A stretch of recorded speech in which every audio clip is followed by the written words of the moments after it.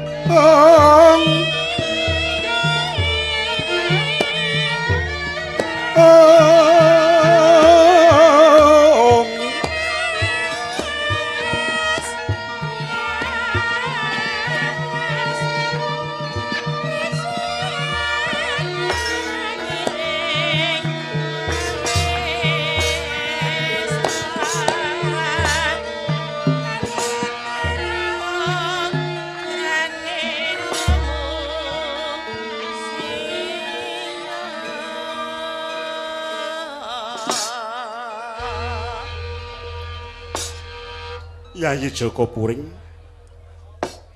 aja kebat kliwat nggonmu ngawekani perkara iki. Sisip sembiri luput katuranggane kriwikan dadi grojogan geguyon dadi tangisan. Yen pangapunten ingkang agung, iki labet saking nata ling raos kula. Sumpek dada kula anggen kula mirengaken dhateng ucapipun Harya Rukista. Kakang Mremban kula nyuwun dawuh. Yayi Prabu, kula namung badhe titip weling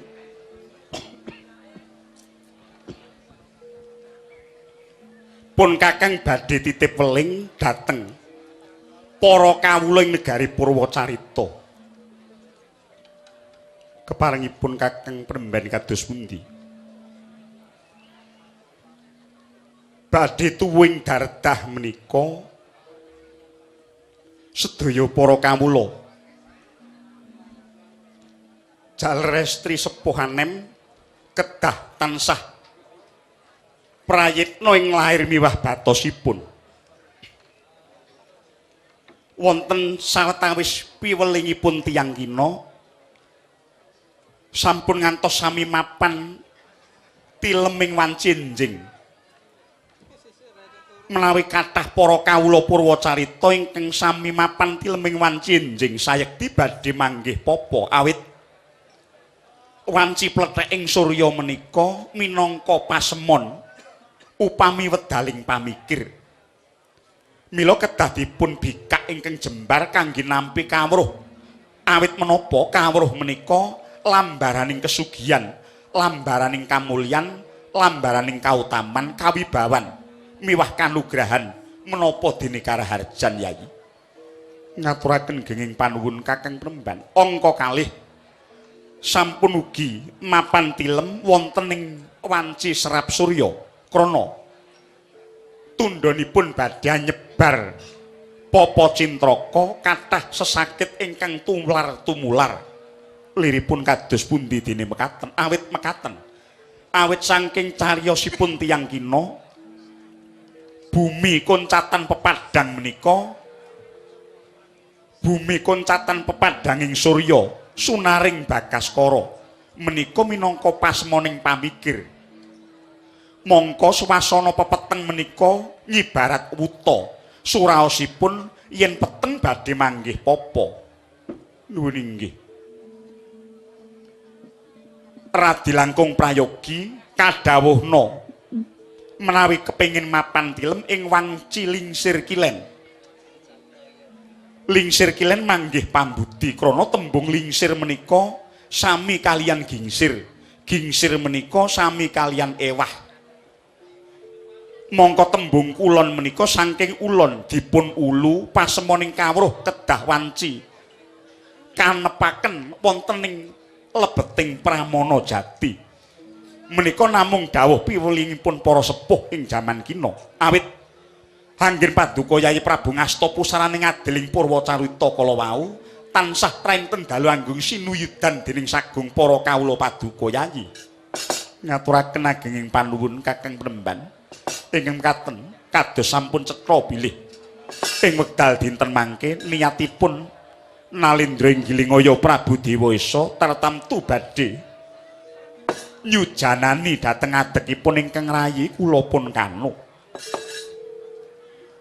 namung Kakang Penemban sawetawis Kakang Maharsi paring dawuh ingkang mekaten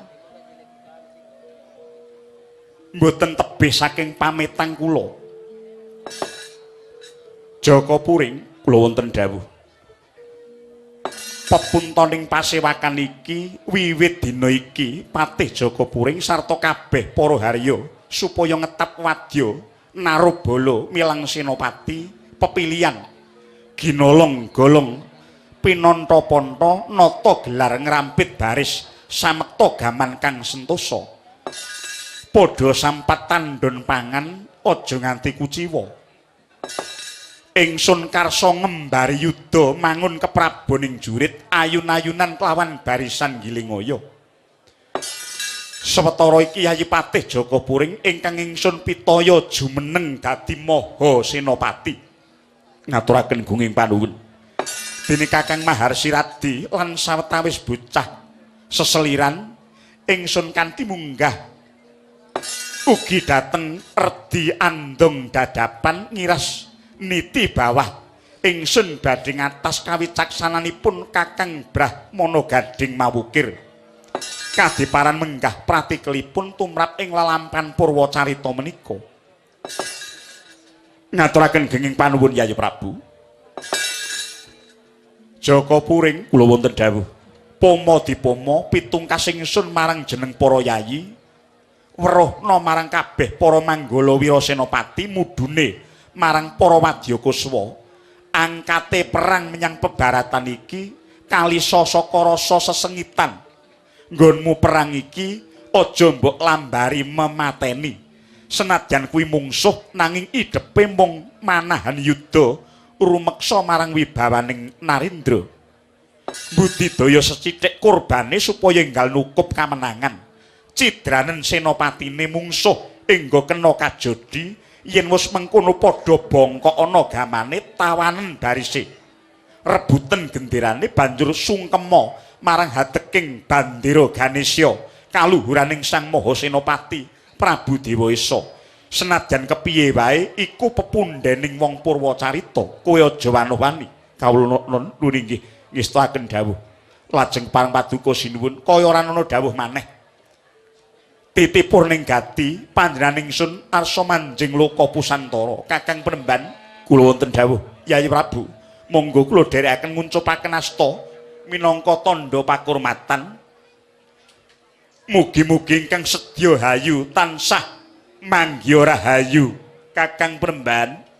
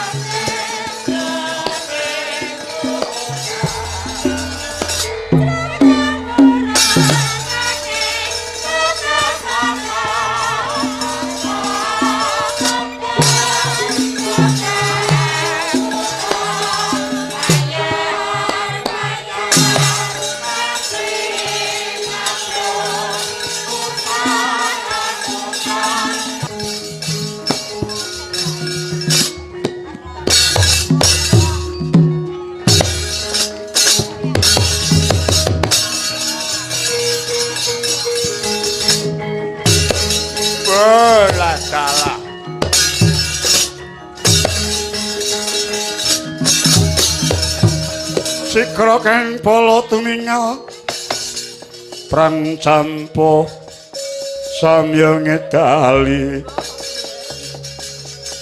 Lercacet wileting kota kayuan kong mangun sang niti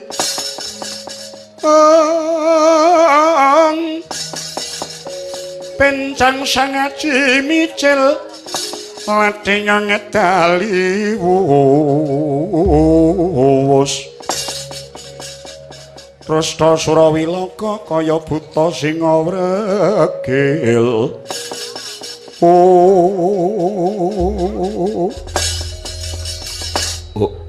Ladalah. Tujune waspada paningalku. Mumpung iki ana wong nedengandon laku tiwas kebeneran.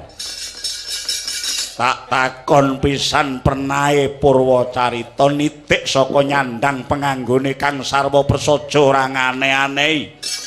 Cetha yen to iki mung bangsaning kawula lumrah.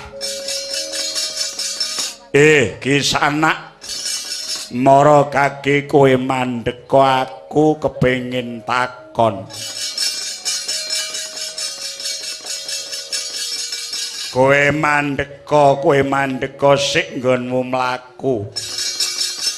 Aku arep takon menyang kowe apa kowe dunung pernahe kutha Purwacarita yen kowe ngerti gelem ngandhani aku.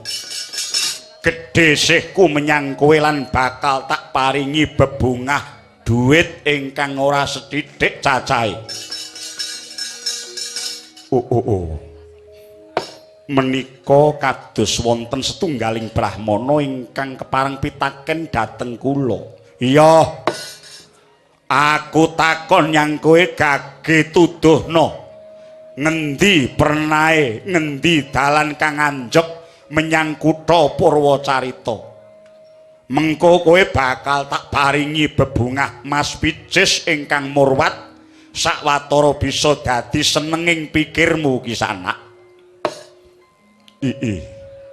Sang Brahmana sanes sabab Picis sanes sabab Brana anggen kula badhe suka wangsulan pitaken jengandika nanging amargi jengandika menika mbetahaken pitulungan kula tiyang nedha tulung menika mesti keribetan manahipun kajudekan nalaripun sarta tiyang purun tetulung menika kedah lila legawa tansah. Namung derek keparengipun ingkang dipun tulungi. Namung sumangga keparengipun sang penemban. Ora neng mendung reneng udan kok dalane lunyune ra jamak. Ya, gawate kaya ngene menyang Purwacarita. Ya, bocah bagus. Aku ingkang kurang genep tata kramaku sing gedhe pangapuramu. Gage saiki aku njaluk tulung menyang sliramu, aku kandhanana pernahe lan dalane sing tumuju menyang kutha Purwacarita ki ngendi? Sang Penemban, kados mboten kawratan kula suka pitedah dhateng jengandika. Langkung rumiyin keparenga kula badhe nuwila krami jengandika. Wingking saking pundi pertapanipun sinten menggah peparap jengandika Penemban keparenga kula badhe manem Brama basukining lampah. Ya. Ngene ya.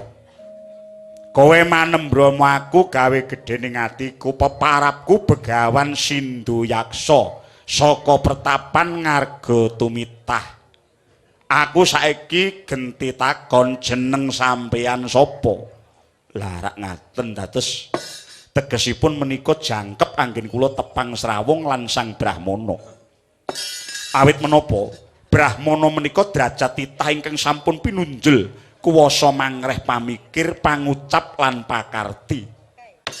Nampa kanugrahan tumraping kula saged caket lan lelados dhateng setunggaling Brahmana ingkang waskita Penemban. Sak mboten-mbotenipun peksa wonten kacekipun saged ngempek eyom ngalap daya dhateng woing kasutapan jengandika. Wonten wewangson cara kina yen kepengin pinter nyedhaka sarjana, yen kepengin wirya nyedhaka ratu, yen kepengin utama nyedhaka satriya, yen kepengin wicaksana nyedhaka pendhita. Yen jengandika ndangu nami kula pun Jaka Puring. Wah, Jagat Dewa Bathara, jenengmu kek apik men. Ning rada bingung nggonku arep negesi tembung. Merga tembung Jaka kuwi genah wis cetha, ning nek Puring kuwi saka tembung pura ing. Kok aneh.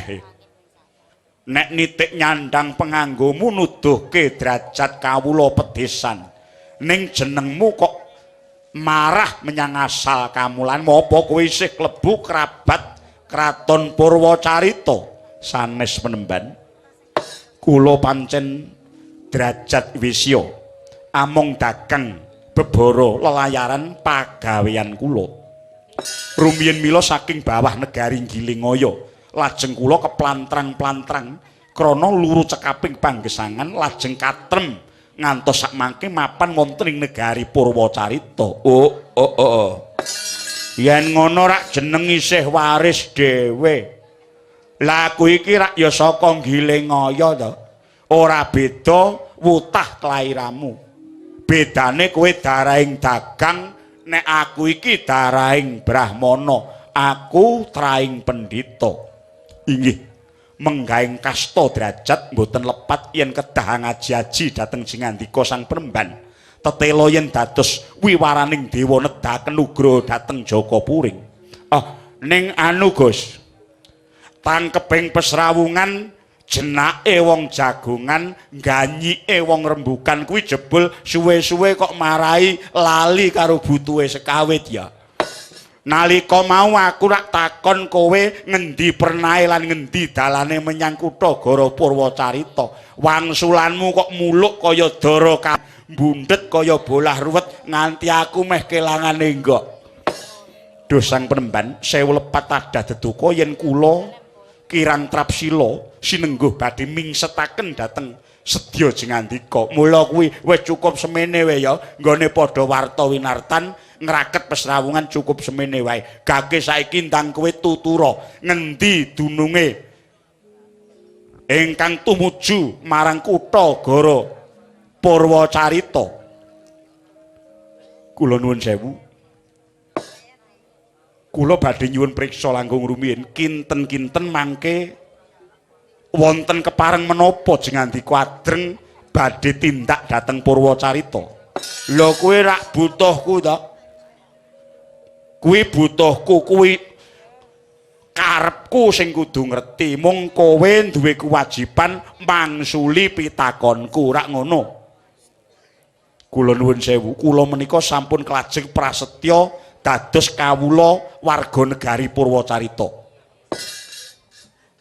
Kula rumangsa ndarbeni ugi tumut ngrungkepi negari Gilingaya, ugi kula ngemuti bilih menika wutah rah kula. Yen kula mboten dipun keparengaken minta katerangan, saged-saged kula kelepatan saking negari Purwacarita. Inggih yen tindak Jingandika menika tanpa sangsaya. Mangke yen manggih sanes kara, rak kula ugi kapradata dados seksi ingkang sepisanan. Yen perlu Jingandika kula dherekaken piyambak sampun ngantos silip margi. Monggo kula dherekaken dhateng kitha Purwacarita. Lho,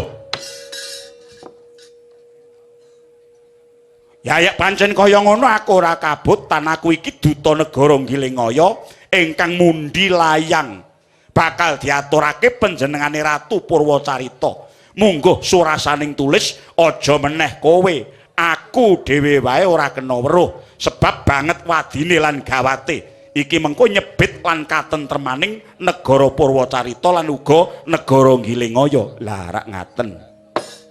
Cetha anggen kula badhe suka wangsulan. Muspra sia-sia Jingandika badhe dhateng kitha Purwacarita sabab ing dinten kalenggan mangke sinuwun Prabu Sri Mahapunggung nembe jengkar saking negari. Menawi dipun srantya mbok menawi ngantos setahun kalih taun ewadene kepareng wangsul inggih namung sumangga kula nderekaken raharja. Dek saya teteh kowe. Kok wijang temen kowe weruh kahanan negara Purwacarita. Mongko lakuku iki kudu entuk gawe sowan ngabyantara ana ngersane panjenenganing nata Purwacarita Prabu Sri Mahapunggung. Yen aku bali karo Soroh Jangga pagas cagaking mestaka, apa kowe seneng nek aku bali nglenthung ora entuk gawe?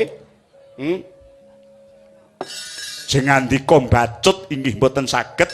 Yen kondur nuwun sewu layang kedah dipun tilar wonten mriki. Wah, Kunjang sange kelap-kelap katon lir gintang ngalih Krisang mawe kandrung sabarang katulu jagat Dewa Bathara wah pancen gawat rumpil dalane nyang Purwacarita lagi kepethuk kawula cilik wae aku wis wuta peningalku ora waspada gatining semu Jaka Puring aja dadak mbesut basa aling-aling busana cara pejaraan persajan wae kowe ngaku tembung basamu kuwi dudu basane kawula pidak pedaraan caturmu dudu cature wong saudon saurupan nyampar pundak nyampe ucapmu wani mbekalayang kang dudu wajibe apa tata krama mengkono kuwi wis dadi budayane wong Purwacarita Sinduyaksa sasap paningamu wuta kawaspadanmu eling-eling pendhita mung munggah ompakan luwung tetelo jubah kapanditanmu nyandango pedang iwa langkep dadi prajurit karuan nggonku bakal ngrangket kowe yen kowe trima layang tak tampani baliya kanthi basuki ning yen kowe sedya mbacut laku aja ngimpi yen to kowe kelakon mecak kraton Purwacarita wah saya ndluya ucapmu kowe Jaka Puring saiki wis ketok kedhok kajetenmu duta ingkang dipitaya ratu mestine wis sambe gana marang akalan lembut kowe sedya memalang lakuku dudu luputku yen kowe kudu katriwandan dadi bongkokan ning tanganku ayo yen kurang sekti meguru kurang gaman bedati ora gelem bali saka kene kakon dadi ndok amun-amun wah nyenggara macan parak kowe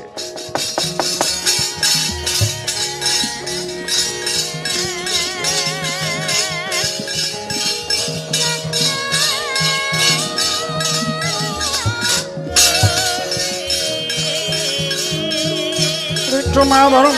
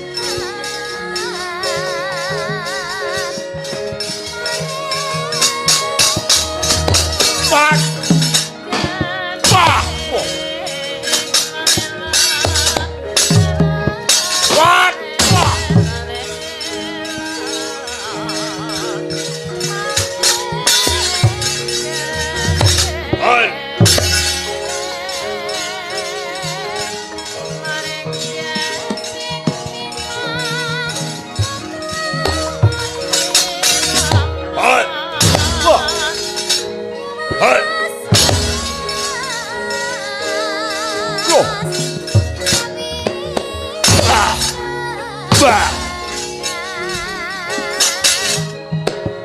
Wah. Wah.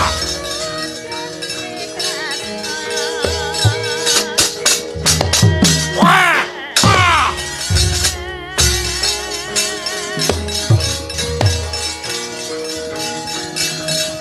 Lord.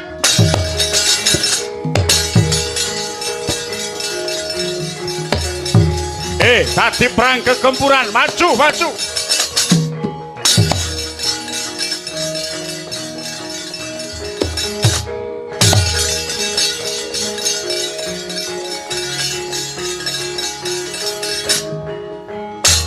Oh.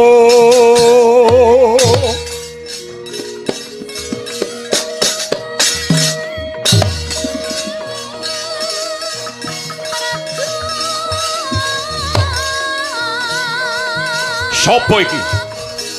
Haryo Brahma Dewa. Wah.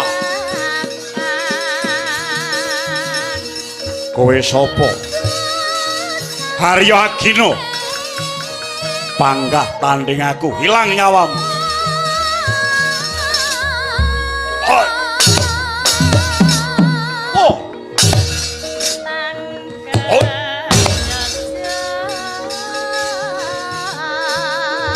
Oh. Wah. Oh. Wah.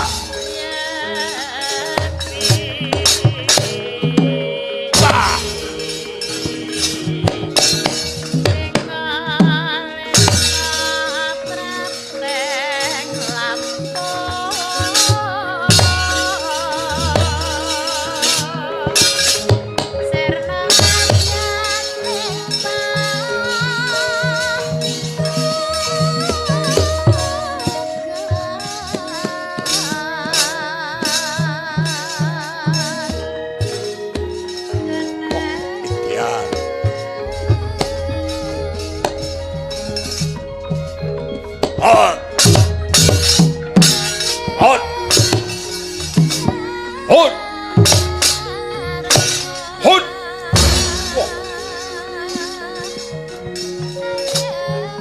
Hot. Wash. Wah. Wah. Hot. Wah. Ah. Ah. Hot.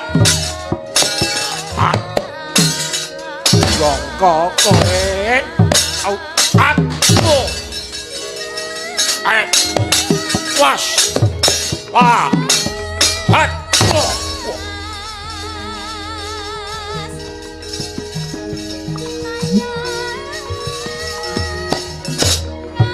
hoi wah hoi wah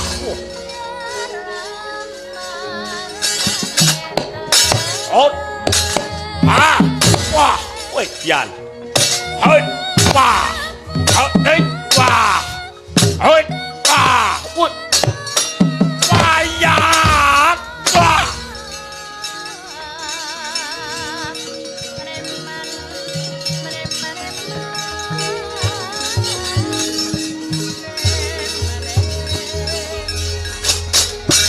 what hush hot push rock hot hot hut hush ah hut hot hot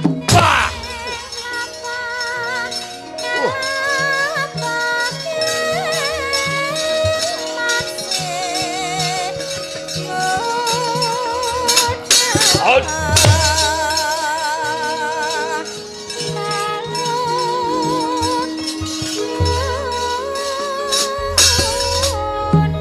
hush hey what ah wah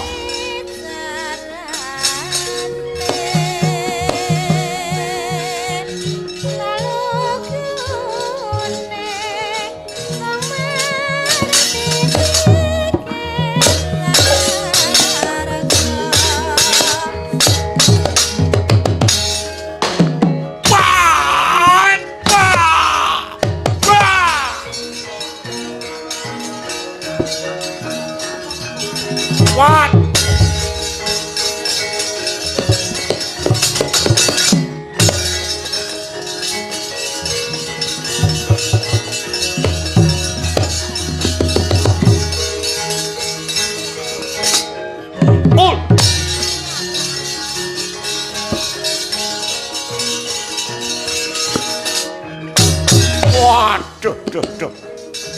Keparat Brahmadewa. Wah, ilang nyawamu. Hut. Wah. Wah. Hut. Sira kowe.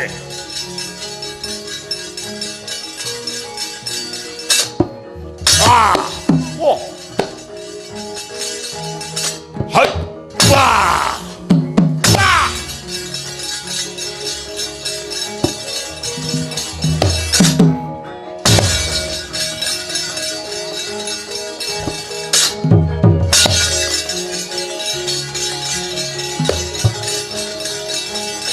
Hut. Wah. Oh. Hut. Wah. Hut. Wah. Hut. Hut. Wah. Oh. Hut.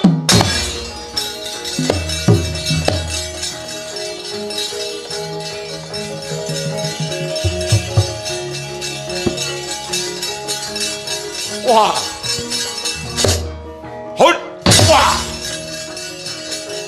Hut. Wah. Hut. Wah. Wah. Wah. Oh.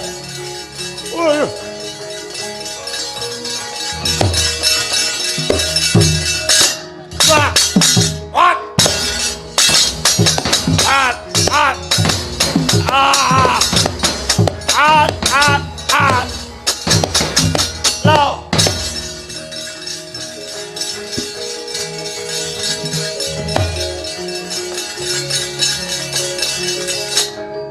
Wah. Wah. What?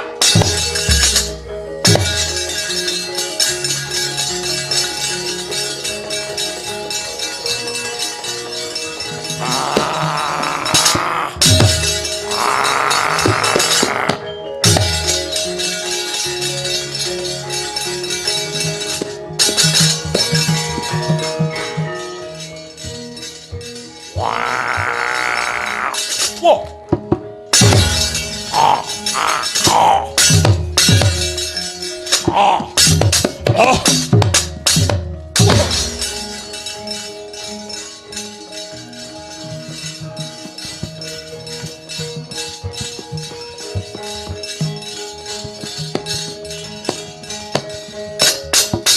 Oh. Ah. Oh. Hut. Wah. Hey. Ah. Hut. Wah. Hut. Wah. Oh. Oh. Ah. Ah. Oh. Wah. Ah. Ah. Ah. Oh. Hut. Wah.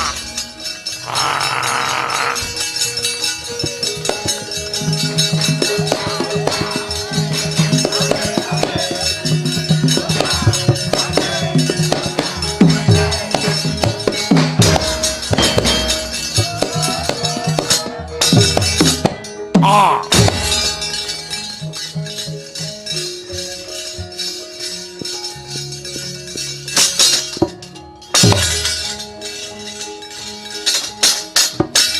Ah.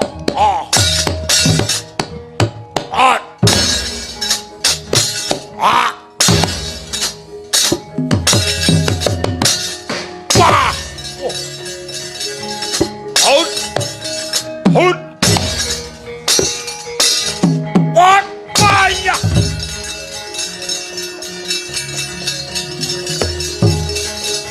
What? Hey, maju.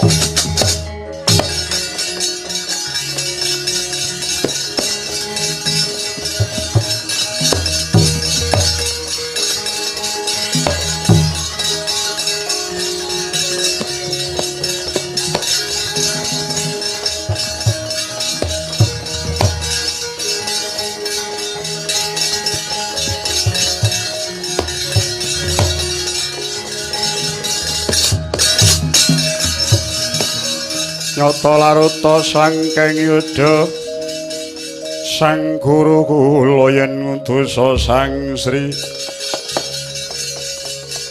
yen tan ngutusa sang Sri biyuh opat mendelong barisane gok ora sing miwiti Bandayuda iki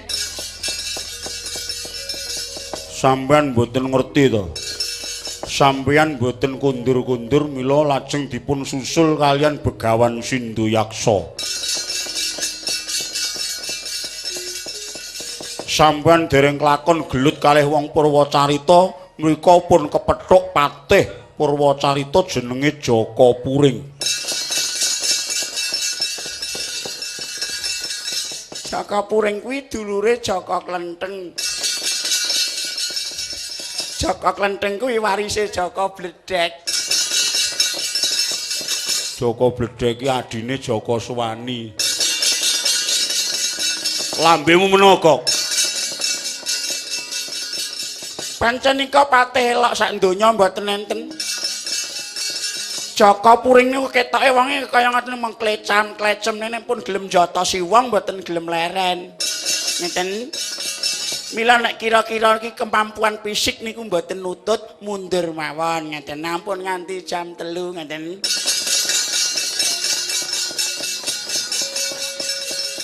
Apa mbok anggap aku wani sowan tanpa ijen ana ngarepe Sri Mahapunggung?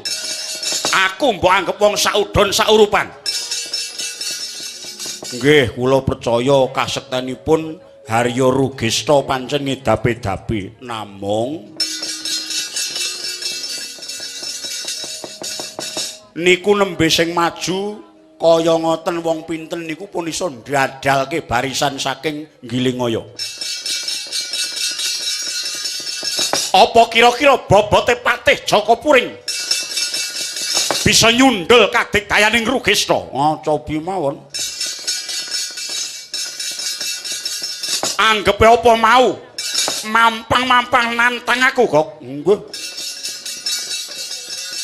Awit patih Jaka Puring niku kandel kulite atos balunge. Nek mboten bakal kok nantang wong, mboten mungkin.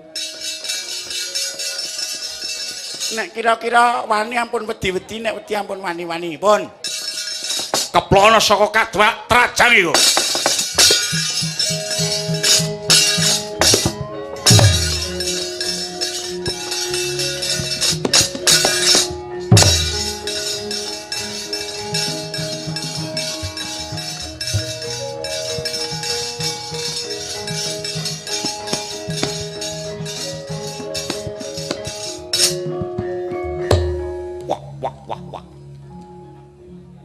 Ketok tenan kuwi Jaka Puring. Apa abang?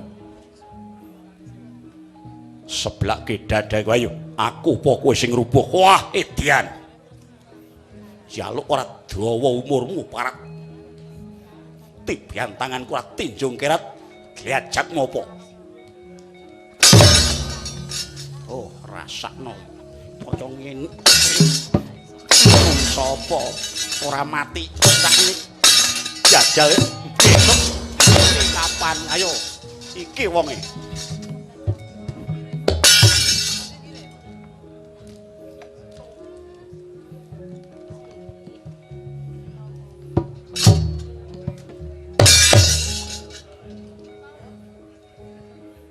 lho wah lho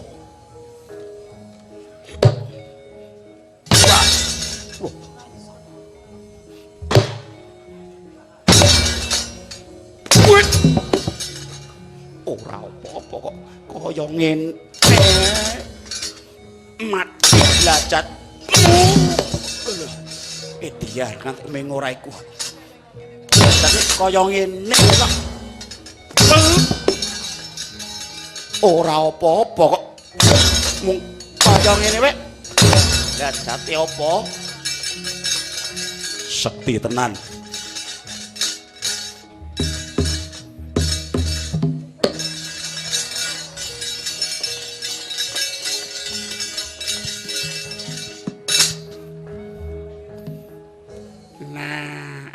Aku bilang Wong umuk ki mesti ngono kuwi mesti ora tau gathok. Wong umuk ning ora cucuk ki nggih sampean iku. Ah, mangkate bagusi.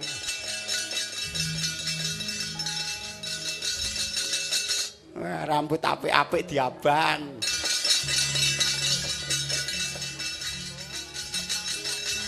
Ya nek kaya ngaten niku pripun? Wah, edian. Wah. Mas miber konangku pating klebyur. Tokok, Ndun. Wah, pancen antep tenan. Jotosane, tangane sikile Jaka Puring. Atos kaya wesi kok. Niku dereng. Niku mengko nek pun metu merkitik atine pun nesu. Wah, niku nek ngamuk kaya banteng ketaton. Apa iya? Kandhanipun sakniki nek kira-kira duwite sithik mantuk. Mantuk mawon, mboten samelu. Sakniki niku nek mboten nganggo duit mboten jalan. Ngeten. Aku tetep menyang. Alah, mengke nek mboten diitung sampean pringas-pringis. Anggere enten wong nyamburi ditakoni. Mau diitung apa ora? Iki ngurus bae. Nah, kowe ra gakes aku iki doyak ngalor ngidul. Metu lawang ditakoni, metu ngidul ditakoni. Wis dadi siji. Alah dadi siji apane?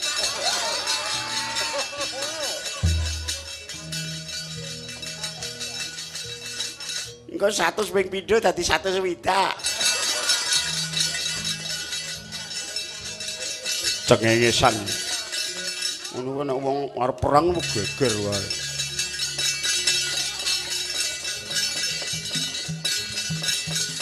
Ayo, ngatono meneh. Engko bakale menang apa kalah. Wis to bedhekan iki mesti awane iki mesti ora ngukup. Awane iki mula aku nek wis meling, aja do melu Mbah Damiri.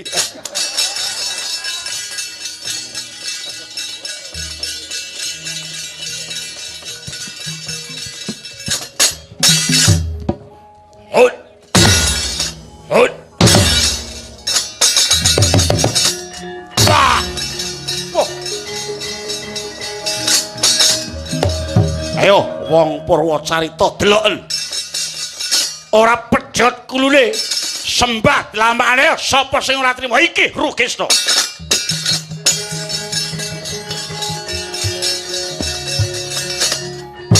Aja mlayu.